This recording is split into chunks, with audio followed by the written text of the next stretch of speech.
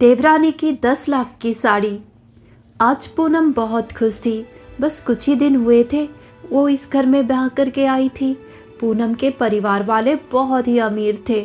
मायके वाले इतना अमीर थे, पर पूनम के मन में बिल्कुल घमंड नहीं था। वो बहुत ही अच्छी लड़की थी, बहुत ही नम्र मन था उसका। आज वो बहुत खुश थी क्योंकि उसकी माँ ने उसके लिए एक बहुत सुंदर सी बनारसी साड़ी भेजी थी।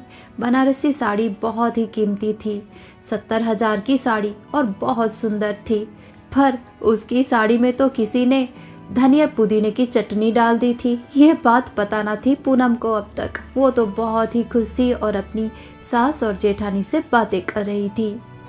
माँ जी, मैंने आपको बताया नहीं था, मैं थोड़ा डर गई थी, पता नहीं आप क्या बोलेंगी। आप तो कुछ अजब अजब बोलती रहती हैं साड़ियों के बारे में, इसलिए। पूनम की बातें सुनकर कंगना देवी, उसकी सासू माँ, हंसने लगी और बोलने लगी, अरे बेटी, ऐसी बात नहीं है। तुम्हें तो पता है हमारे परिवार में 5 पीढ़ियों से बस हम औरतें सूती साड़ी ही पहनती हैं। यही रिवाज चलता आ रहा है। रिवाज है या रस्म है, क्या है पता नहीं, पर यही चलता आ रहा है बिटिया। अगर हम रेशमी साड़ी या कुछ और साड़ी पहन लेते हैं या फिर कीमती साड़ी पहन लेते हैं तो साड़ी खराब हो जाती है या फिर तबीयत खराब हो जाता है। पता नहीं क्यों ऐसा होता है, पर मैंने अपनी सासू माँ जी को देखा है और उनकी सासू माँ को भी देखा है। हाँ, उस जमाने से मैं देखती आ रही हूँ, हम सब तो सूती साड़ी ही पहनती है।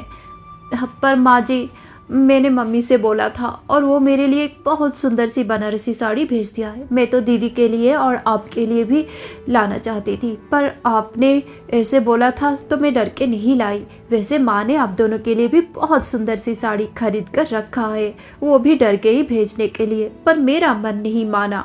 मैंने अपनी साड़ी मंगा ली। माँ जी, आज तो पड़ोस में शादी है, मैं वही साड़ी पहन कर जाऊँगी शाम को। अरे बिटिया, ये क्या गजब कर दिया तुमने बनारसी साड़ी मंगा दी। तुम्हें तो पता है ना, इस घर में हम ऐसी साड़ी नहीं पहन सकते। मैंने तो तुम्हें कितनी बार बोला है। तुम इस घर में जब आई तभी मैंने बोल दिया था, और तुम्हारी शादी का जोड़ा भी तो सूती साड़ी ही था।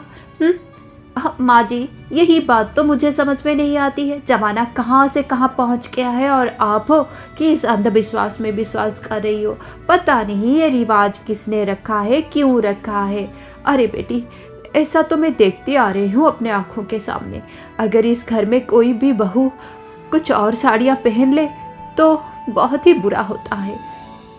ना माँ जी, मैं इतने प्यार से साड़ी लाई हूँ और आपको पता है ना, मुझे ब्रांडेड कपड़े, डिज़ाइनर साड़ियाँ, डिज़ाइनर ज्वेलरी कितना पसंद है।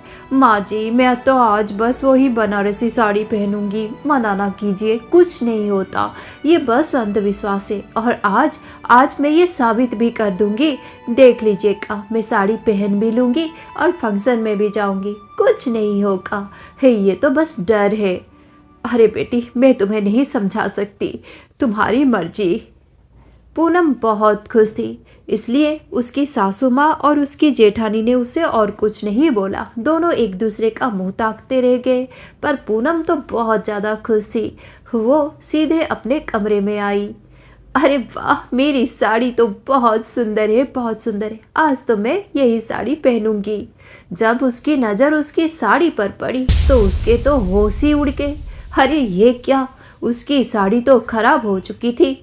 उसकी कीमती बनारसी साड़ी, 70,000 की साड़ी, किसी को चाट के जैसे दिखा, जो उसने उस पर धनिया पुदीने की चटनी डालकर खराब कर दी। ये क्या, अरे ये साड़ी तो खराब हो गया। अब मैं क्या करूं? देखो, धनिया और पुदीना की चटनी इस पर किसी ने डाल दी। नहीं। ओह, बहुत ही दुखी हो गई पूनम। उसकी साड़ी की हालत खराब थी और उसकी ये ड्रामेटिक नहीं सुनकर उसकी जेठानी और उसकी सासू माँ कंगना देवी दौड़कर आ गई। अरे बेटी, ये क्या हो गया? मैंने तो तुम्हें बोला था बिटिया, इस घर में अगर हम कुछ और साड़ियाँ पहनती हैं तो नहीं होता है बेटी, ऐसे ही बुरा हो जाता है। पर तुमने मेरी बात ना मानी। 70,000 की साड़ी, ओ मोरी मैया, देखो तो धनिया और पुदीना की चटनी इतना सारा इसके ऊपर है, पर आज तो हमारे घर में धनिया पुदीने की चटनी नहीं बनी है माँ जी। ये कैसे हो गया, किसने किया? चौंक कर पायल बोली, सच में आज तो उनके घर में धनिया पुदीने की चटनी नहीं बनी थी, तो ये किसने किया? साड़ी तो बिल्कुल खराब हो गई थी और पूनम बिल्कुल दुखी हो गई थी। उसका कितना मन था, और उसे तो डिजाइनर साड़ियाँ, कांजीवरम बनारसी साड़ियाँ बहुत पसंद है और ये साड़ी उसकी मनपसंद की थी। साड़ी तो बिल्कुल खराब हो गई थी। पूनम बहुत दुखी हो गई। पर ये किसने किया? जब घर में धनिया और पुदीने की चटनी ही नहीं बना है तो कहाँ से आया चटनी? और किसने डाल दिया ये चटनी इतनी कीमती बनारसी साड़ी के ऊपर, 70,000 के साड़ी के ऊपर? बेचारी पूनम बहुत दुखी हो गई। हाँ माँ, नहीं माँ, मेरी जेठानी ऐसी नहीं है, वो ऐसा नहीं करेंगी, मुझे अच्छे से पता है, मैं जानती हूँ उन्हें, वो बिल्कुल मुझे अपनी छोटी बहन मानती हैं। पूनम अपनी माँ से बात कर रही थी। शक तो जेठानी के ऊपर ही जाता है, क्योंकि जेठानी जी गरीब परिवार से जो हैं, और जब पूनम की माँ पूनम से ये बात बोलती है तो पूनम सीधे सीधे मना कर देती है। पूनम को पूरा विश्वास है उसके जेठानी के ऊपर। उसकी जेठानी उसे बहन जैसी जो मानती है, दोनों में बहुत स्नेह है। और सासू माँ तो बहुत अच्छी है। नहीं माँ नहीं, मेरे घर वाले बहुत अच्छे हैं, कोई भी ऐसा नहीं करेगा। पता नहीं ये कैसे हो गया, सासू माँ ने मुझे बहुत बोला था, मेरी ही गलती है। पता नहीं क्या है ये नियम, क्या है ये रहस्य। जेठानी पर मैं कभी शक नहीं कर सकती। पूनम अपनी जेठानी पायल पर बहुत भरोसा करती थी, पर सच में क्या पायल भरोसे के लायक थी? क्या सच में वो अपनी देवरानी से इतना स्नेह करती थी? इतना कीमती साड़ी देखकर कहीं उसके मन में जलन तो नहीं आ गया था? वो तो थी गरीब परिवार से और बचपन से ही उसे ये सब कुछ देखने को भी नहीं मिला था, तो आज कहीं वो जल तो नहीं रही थी अपनी देवरानी को देखकर। ओह, मुझे तो बड़ा कष्ट हो रहा है। बेचारी पूनम कितना दुखी हो गई है। उसे तो बहुत पसंद है डिजाइनर साड़ियाँ, दिन भर रील्स में देखती रहती है, दिन भर सोशल मीडिया में देखती रहती है और मुझे बुलाती रहती है, दीदी देखो ये सेलिब्रिटी ने ये साड़ी पहना है, वो सेलिब्रिटी ने वो साड़ी पहना है। दिन रात ऑनलाइन देखती रहती है, या हम जब भी बाजार जाती है तो साड़ियों की दुकान के आगे खड़ी हो जाती है। उसे बहुत पसंद है, मुझे पता है, पर इस घर में तो हम ऐसे डिजाइनर साड़ियाँ नहीं पहन सकती। रेशम की साड़ी, शिफॉन की साड़ी, बनारसी साड़ी, दूर की बात है ये सब साड़ियों के बारे में सोचना भी। पता नहीं क्या है ये रहस्य, क्या ये है राज, कुछ समझ में नहीं आता है। सासू माँ जो बोलती है ऐसा ही तो होता है। एक बार मैंने एक सुंदर सी शिफॉन साड़ी पहन ली थी, वो साड़ी भी ऐसे ही खराब हो गई थी। पता नहीं कैसे होता है ये सब। धनिया पुदीने की चटनी साड़ी पर गिर गई। मैं तो चौंक गई बबरे देखकर। हाँ, बेचारी पूनम कितनी दुखी है, मुझे बड़ा कष्ट हो रहा है। आज मैं उसके लिए उसके मनपसंद का गाजर का हलवा बना दूंगी। हाँ, वो खाएगी और खुश हो जाएगी। मुझे बड़ा कष्ट हुआ उसे देखकर। पायल तो बहुत अच्छी थी, वो अपनी देवरानी से बहुत स्नेह करती थी। उसके मन में अपने देवरानी के प्रति, अपने अमीर देवरानी के प्रति कोई ईर्ष्या भाव नहीं था। तो साड़ी किसने खराब की? कहीं सासू माँ ने तो खराब नहीं कर दिया? अरे मेरी बहू तो आज बहुत खुश थी, पर पता नहीं ऐसा क्यों हुआ, ऐसा क्यों होता है। 5 पीढ़ियों से ऐसा ही होता आ रहा है। क्या राज है, कुछ समझ में नहीं आता। क्या ही बोलूँ मैं, मेरा बेटा तो टूर पर गया है। अगर यहाँ पर होता तो मैं बोलती कि बहू को कहीं घुमाने ले जा बेटा। सुबह से दुखी अपने कमरे में बैठी है, मुझसे तो ये सब देखा नहीं जाता। मैं भी चाहती हूँ मेरी गुड़िया जैसी दोनों बहुएं बहुत सुंदर सुंदर सी साड़ियाँ पहने, पर क्या करूँ, ये घर में ऐसा ही रहस्य कुछ है जो सुंदर सुंदर साड़ियाँ इस घर की बहुएं नहीं पहन सकती। मैं भी तो पूरी जवानी ऐसे ही सूती साड़ी में बिता दिया। क्या करूं, आजकल की लड़कियां हैं, कहाँ इनका मन माने का। मैं अपनी बहुओं को सुंदर सुंदर गहने खरीद कर देती हूँ और बहुत कुछ चीज़ें देती हूँ, पर साड़ियाँ ये सुंदर साड़ियाँ और कीमती साड़ियाँ नहीं पहन सकती। ऐसा ही इस घर का रहस्य है। क्या ही बोलूँ मैं, आज तो पूनम बिटिया को देखकर बड़ा कष्ट हो रहा है मुझे। अरे कंगना देवी भी तो बहुत अच्छी हैं, तो ये किसने किया, ये किसकी हरकत थी। बहुत दुखी होकर बैठ गई अपने कमरे में पूनम। मन नहीं कर रहा है मेरा फंक्शन में जाने का, सब इतना सुंदर सुंदर साड़ियाँ पहन कर आएंगी और हम नहीं पहन कर जा सकते। पता नहीं क्या नियम है, क्या रहस्य है, मुझे समझ में नहीं आता। मेरा तो दिल ही नहीं करता आज कहीं जाने को। कितना सुंदर था मेरा साड़ी, पर देखो पूरा का पूरा खराब हो गया। पूनम बहुत दुखी थी और बहुत ही दुखी होकर वो साड़ी के बारे में सोच रही थी, पर पता नहीं क्या ये अजब गजब बात थी। सासू माँ कंगना देवी तो बोल रही थी कि 5 पीढ़ियों से उनके परिवार में ऐसा ही होता आ रहा है। वो बहुत दुखी होकर बैठ गई।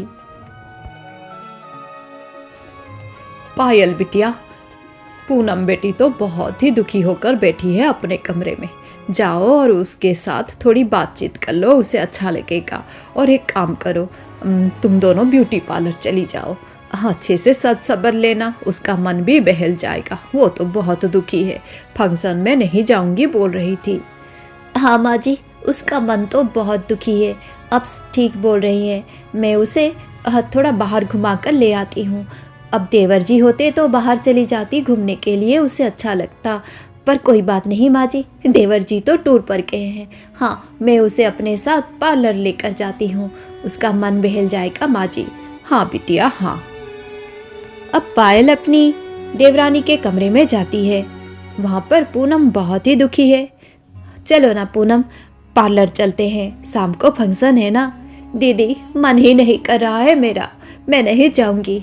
अरे ऐसे थोड़ी होता है, कोई बात नहीं, कुछ रहस्य है इस घर का, क्या कर सकते हैं बोलो। सबको ये सब मानना पड़ रहा है, 5 पीढ़ियों से ऐसा चलता आ रहा है, क्या करेंगे बोलो। अब हम इस घर की बहुएं हैं, इस घर का हिस्सा है, हमें भी तो ये सब मानना पड़ेगा। अच्छा चलो ना पार्लर चलते हैं। नहीं दीदी, मेरा मन नहीं कर रहा है, मैं नहीं चाहूँगी। अच्छा दीदी चलिए, आज हम साफ सफाई कर देते हैं, इससे शायद मेरा मन भटक जाएगा और मुझे अच्छा लगेगा। क्या साफ सफाई? हाँ दीदी, साफ सफाई ही करते हैं, ऐसा करने से ही मन भटकेगा मेरा, नहीं तो कहीं और जाऊंगी तो मुझे अच्छा नहीं लगेगा। यही ठीक रहेगा। चलो ना दीदी। अच्छा ठीक है, चलो स्टोर रूम की ही साफ सफाई कर देते हैं। वो रूम कब से इतना गंदा पड़ा है, सासू माँ ने तो उस कमरे में इतना सारा पीतल का सामान रखा है। चलो उसकी साफ सफाई ही कर देते हैं। बर्फ भी पड़ रही है, हाँ थोड़ा काम करेंगे तो गर्मी आएगी और फुर्ती महसूस होगी, और शाम को फंक्शन में हम तरोताजा दिखेंगे, है ना दीदी। अब भी ना मेरा तो मन ही नहीं कर रहा है फंक्शन में जाने को। चलो ना दीदी, साफ सफाई ही कर लेते हैं। ठीक बोल रही है पूनम, अब उसको बाहर लेकर जाऊंगी, उसका मन नहीं मानेगा। साफ सफाई ही ठीक रहेगी, इसकी तो आदत नहीं है ये सब काम करने की, चिड़चिड़ी हो जाएगी और मन भटक जाएगा। फिर मैं इसे पार्लर लेकर जाऊंगी। अच्छा चलो साफ सफाई ही कर लेते हैं। पर पूनम, तुम्हें तो आदत नहीं है ये सब करने की। दीदी कोई बात नहीं, मुझे और कुछ ना बोलो, आज तो मैं साफ सफाई ही करूंगी, मुझे बड़ा गुस्सा आ रहा है। चलो दीदी चलो, पगली हो तुम तो बिल्कुल। अच्छा चलो, दोनों अब स्टोर रूम की साफ सफाई करने जाते हैं। स्टोर रूम में तो बहुत सारा पीतल का बर्तन है, स्टोर रूम को अच्छे से वो दोनों साफ सफाई कर लेते हैं। अरे ये क्या, आज तो तुम बिल्कुल भी कंप्लेंट नहीं किए हो, नहीं तो जब भी मैं तुम्हें बोलती हूँ चलो थोड़ा साफ सफाई कर देते हैं तो तुम तो चिड़चिड़ी सी हो जाती हो। पर आज दीदी आप ही ने बोला ना, ये हमारा घर है, हमारा परिवार है, ये सब काम तो हमें ही देखना पड़ेगा, हम इस घर की बहुएं जो हैं। अच्छा दीदी और कुछ काम है क्या? अरे बाबा रे, एक ही दिन में सारे काम करोगी क्या? नहीं नहीं, चलो अब थोड़ा आराम करते हैं, फिर हमें फंक्शन में भी तो जाना है। तभी अचानक से पूनम की नज़र पड़ी तस्वीर में। दीवार में एक सुंदर औरत की तस्वीर थी। दीदी देखिए तो ये कितनी सुंदर है, और इनकी साड़ी, मुझे तो लगता है इनकी साड़ी में सोने से कारीगरी की हुई है। ये तो बहुत ही कीमती साड़ी होगी दीदी, लाखों की क्या, ये तो 10 लाख की साड़ी होगी। देखो तो दीदी कितनी सुंदर लग रही है, और इनकी हाथों की मेहंदी भी कितनी सुंदर है, और साड़ी का पल्लू तो देखो। अरे हाँ, सच में बहुत सुंदर है। तुम्हें पता है, हम जो ये घर में रहते हैं ना, ये घर तो पहले इनका था। ये चंद्रकांता जी हैं, हमारे पूर्वज। माँ जी बोल रही थी कि आज से 200-300 साल पहले इनकी सासू माँ ने ये सुंदर सा महल बनाकर उन्हें दे दिया था। जमींदार खानदान के हैं हमारे ससुराल वाले, पर अब वो पैसा नहीं रहा, ना ही वो ऐसो आराम। पर हाँ, ये घर रह गया है, टूटा फूटा ही सही, पर है तो ये महल तो इनका था। इनकी सासू माँ इन्हें बहुत स्नेह करती थी। सच में ये तो बहुत सुंदर है। हाँ दीदी, सच में बहुत सुंदर है। देखो तो, ऐसा लग रहा है जैसे अभी बोल पड़ेंगी। पूनम, बोलना तो है मुझे। ये सुनकर तो पूनम डर ही गई और पायल के तो होश ही उड़ गई। ये क्या, तस्वीर में जो औरत है चंद्रकांता, वो बोल रही हैं।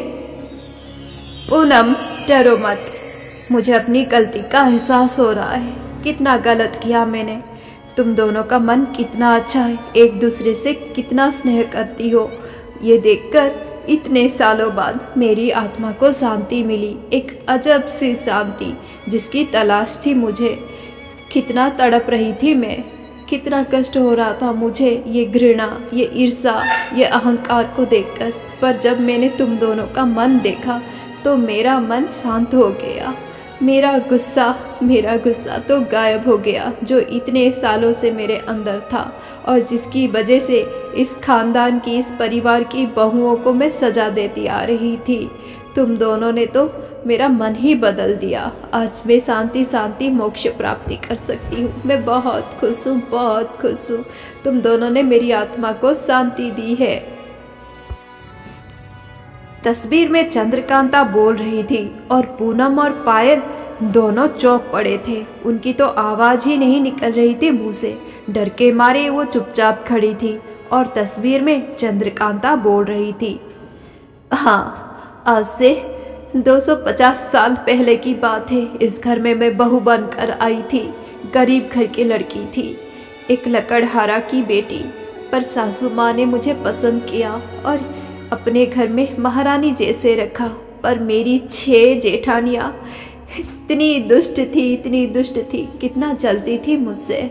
बड़े अमीर खानदान की थी, ऊंची खानदान की। और जब उन्होंने देखा कि सासू माँ मुझे इतना स्नेह करती हैं, रानी जैसी रखती हैं, तो वो ये देखकर सह नहीं पाई। जब भी मैं अच्छी साड़ी पहनती या गहने पहनती तो मुझे ताना देती। मेरे पीठ पीछे, मुंह के सामने तो बोलने की हिम्मत ही नहीं थी उनकी। और जिस दिन ये घर बनाकर सासू माँ ने मुझे उपहार में दिया, उस दिन तो वो जल गई, जलकर राख हो गई। और फिर सासू माँ ने जब ये साड़ी मुझे दिया, ये साड़ी देख रही हो ना, जिसकी तारीफ तुम दोनों अब कर रही थी। हाँ, ये साड़ी सासू माँ ने उस जमाने में इसे बनाया था। इस जमाने में तो इस साड़ी की कीमत 10 लाख होगी। मेरी जेठानियाँ अपनी गरीब देवरानी को इस 10 लाख की साड़ी में देखकर संभाल नहीं पाई खुद को।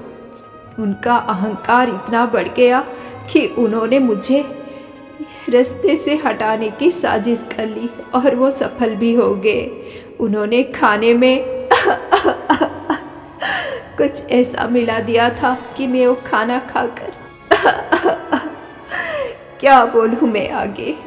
छी, तब से मेरी आत्मा भटक रही है। मैं बिल्कुल शांति में नहीं थी।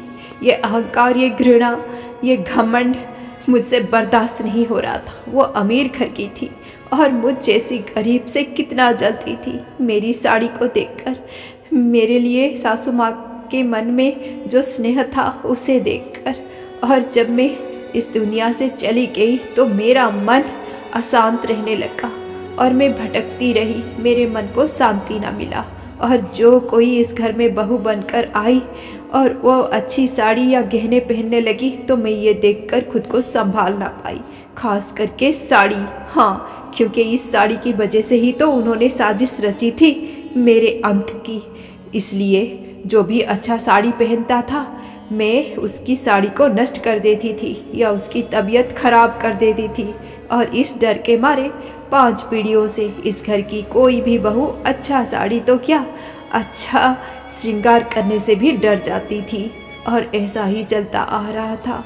पर देखो, तुम दोनों ने इतने सालों बाद मेरा मन को बदल दिया। तुम दोनों के मन में एक दूसरे के प्रति इतना स्नेह, इतना प्रेम है।